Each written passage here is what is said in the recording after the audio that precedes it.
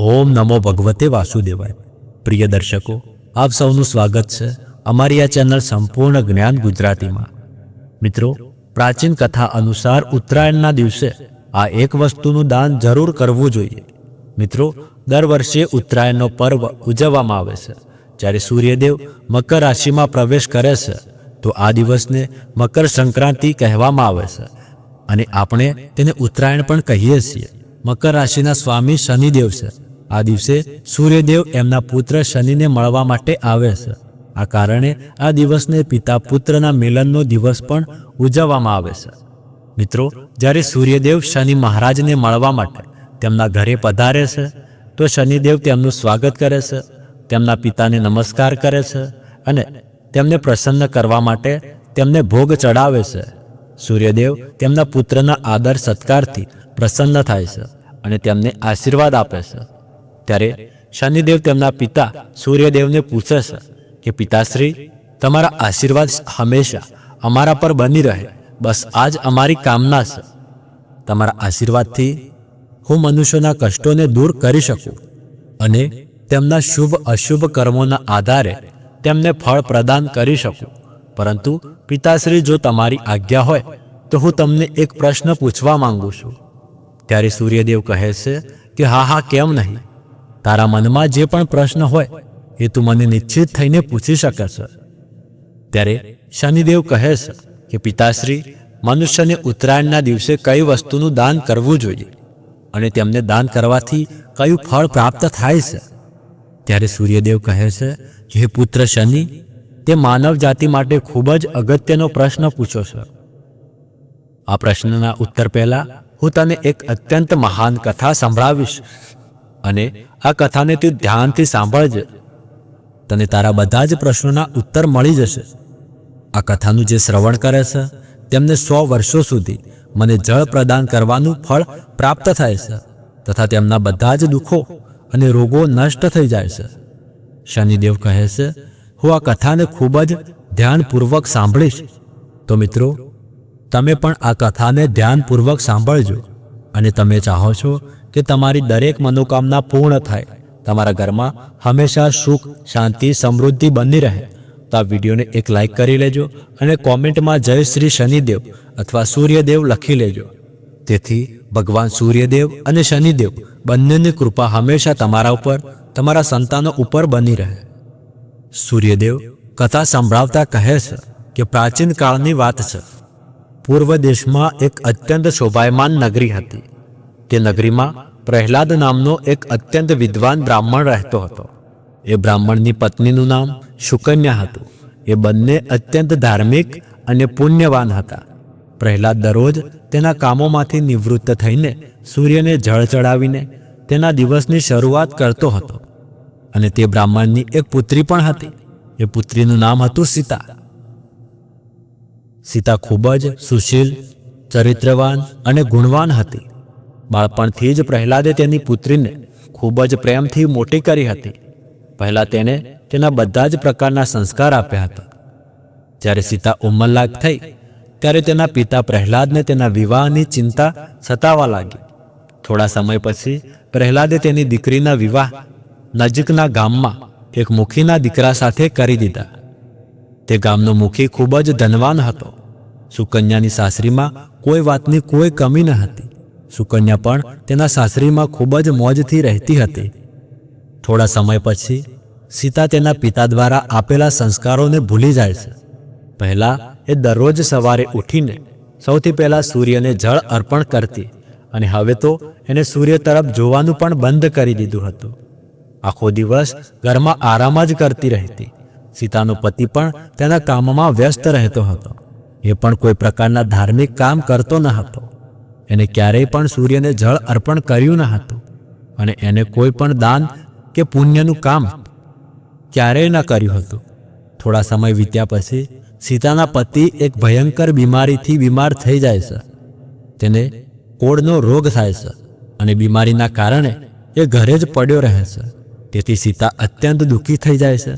ધીરે ધીરે સીતાના સાસરીની બધી જ સંપત્તિ નષ્ટ થઈ ગઈ। ઘરમાંથી બધું જ ધન સમાપ્ત થઈ ગયું। તેથી સીતાના સાસરીવાળા ખૂબ જ દરિદ્ર થઈ ગયા। પછી સીતાના પિતા તેને મળવા માટે આવે છે. સીતાની અને તેના પરિવારની આવી હાલત જોઈને પ્રહલાદ ખૂબ જ દુઃખી થાય છે. એને સીતાને વાત કરી અને સીતાના ભાગ્યમાં આવું લખ્યું હશે એવું સમજીને એ ઘરે પાછો ફરે છે. ઘરે આવીને પ્રહલાદ સૂર્યદેવને પ્રાર્થના કરે છે અને કહે છે કે હે પ્રભુ, મેં તો તમારી દરરોજ સેવા કરી છે અને રોજ તમને જળ પણ અર્પણ કર્યું છે, તો પણ મારી પુત્રીને આટલું કષ્ટ કેમ મળ્યું? પછી એ જ રાતે ભગવાન સૂર્યદેવ પ્રહલાદના સપનામાં આવે છે અને કહે છે કે હે વત્સ, તારી પુત્રી તેના કર્મોના ફળ ભોગવી રહી છે. તે તારી પુત્રીને જે પણ સંસ્કાર આપ્યા હતા તે બધા જ એ ભૂલી ગઈ છે. એટલે તું ત્યાં જઈને તારી પુત્રીને એ સંસ્કારોની યાદ અપાવ અને આવનારી સંક્રાંતિ પર એને ગોળનું દાન કરવાનું કહેજે. બીજા દિવસે પ્રહલાદ સવારે જલ્દી ઉઠીને સીતાના ઘરે જાય છે અને સીતાને સપના વિશે બધી જ વાત કહે છે. તેથી સીતાને બધી વાત સમજાઈ જાય છે. તે તેના પિતાની વાત માનીને મકર સંક્રાંતિના દિવસનો રાહ જોવે છે. પછી જ્યારે મકર સંક્રાંતિ આવે છે ત્યારે સીતા સવારે સ્નાન કરીને સૂર્ય દેવતાને અર્ઘ્ય આપે છે અને મંદિરમાં જઈને ગોળનું દાન કરે છે, જેથી સૂર્યદેવ અત્યંત પ્રસન્ન થઈ જાય છે. સીતાને આશીર્વાદ પ્રદાન કરે છે. સીતાના પતિના કોળના રોગો પણ નષ્ટ થઈ જાય છે અને તેમને કામદેવ સમાન સુંદર રૂપ પ્રાપ્ત થાય છે. તો મિત્રો, હવે આપણે વિડીયોમાં જાણીશું કે મકર સંક્રાંતિના દિવસે કઈ વસ્તુનું દાન કરવું જોઈએ. સંક્રાંતિના દિવસે સફેદ તલના લાડુ બનાવવામાં આવે છે, પરંતુ આ દિવસે કાળા તલના લાડુ બનાવવા પણ ખૂબ જ મહત્વના છે. આ દિવસે કાળા તલ અને ગોળથી બનેલા લાડુનું દાન કરવાથી શનિદેવની કૃપા પ્રાપ્ત થાય છે અને જીવનમાં ચાલી રહેલી બધી જ પરેશાનીઓથી શનિદેવ મુક્તિ અપાવે છે.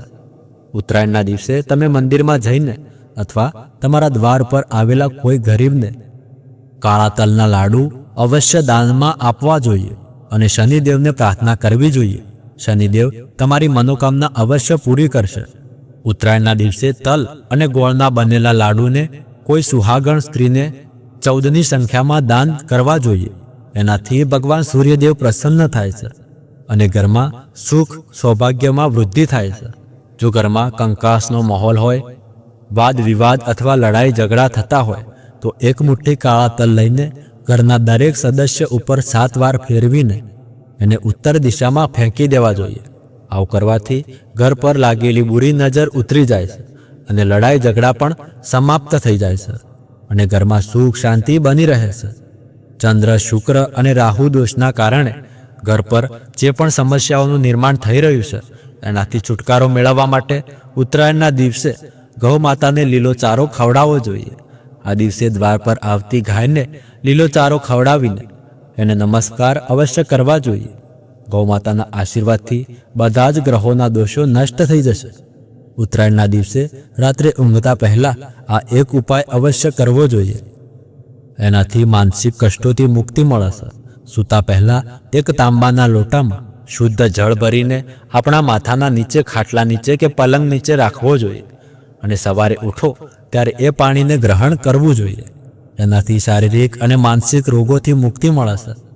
ઉત્તરાયણના દિવસે સૂર્યદેવની કૃપા પ્રાપ્ત કરવા માટે એક ચાંદીનો સિક્કો અથવા તાંબાનો સિક્કો નદીમાં પ્રવાહિત કરવો જોઈએ, કેમ કે તાંબાને સૂર્યદેવની ધાતુ માનવામાં આવે છે.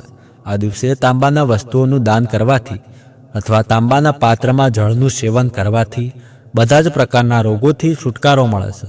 જો આવું કરવું સંભવ ન હોય તો ગોળ અને કાચા ચોખાને એક લાલ કપડામાં બાંધીને નદીમાં પધરાવવા જોઈએ. આવું કરવાથી કુંડળીમાં સૂર્ય દોષો હોય તો તેનાથી મુક્તિ મળી જાય છે.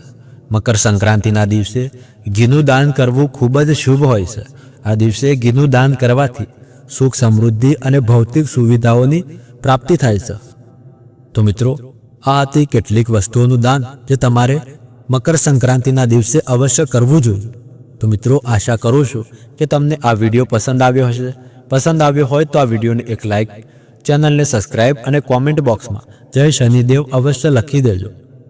અને હા મિત્રો, ઉત્તરાયણ અને છઠતીલા એકાદશીની એક અત્યંત દુર્બલ સહયોગ પ્રાપ્ત થઈ રહ્યો છે, જે બંને એક દિવસ આપણને મળી રહી છે. તેથી જો તમે એકાદશીનું ઉપવાસ રાખી રહ્યા છો અને તેની કથા તમે સાંભળવા માંગતા હોય તો તેનો વિડીયો પણ અમારી ચેનલ પર તમને મળી જશે, તો તે પણ તમે સાંભળી શકો છો. તો મળીએ આગળના વિડીયોમાં.